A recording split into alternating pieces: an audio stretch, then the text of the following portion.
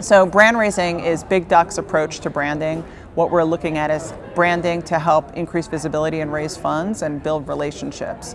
With brand raising, it really centers on a strategy of knowing who you are, what big idea you want people to associate with you, and the feeling and style and tone in which you should communicate. And we call that positioning and personality. I mean, I think a lot of times it is suggested for nonprofits to look at for-profit marketing as examples, and I definitely think there's lots nonprofits can learn from for-profits, but also from other nonprofits. So one of the first things we say is take a look at your peers or competitors. Nonprofits don't like to think about competitors, right? It feels dirty, but we are competing for the same hearts and minds of the people who we want to support our mission. So take a look at all the other organizations that are similar to yours that are competing for those supporters. Take 5 of them, visit their websites, make a donation, join their email list, get on their mailing list, go to their events, understand who they are and how they communicate, and first of all, figure out how you're different, but also what you can learn from them. There may be something that they are doing well, but the other thing is to consider that your supporters are hearing from these groups,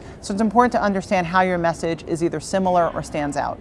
I mean, this tip is a really simple one that people don't find that exciting, but frankly, it is to be consistent.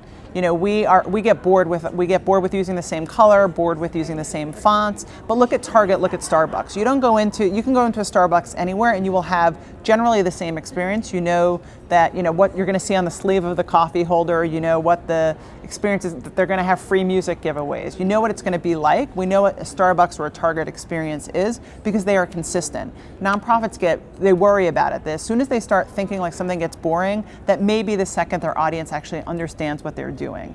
So one thing I would say is don't run away from using the same font, the same colors, the same messaging. It's really important for people to understand who you are. That said, if you have a very different audience or a very different way you need to communicate, that is okay. But make sure that if you go into the sub-branding world, that if you want people to know that it is connected to your organization, to make sure that's clear.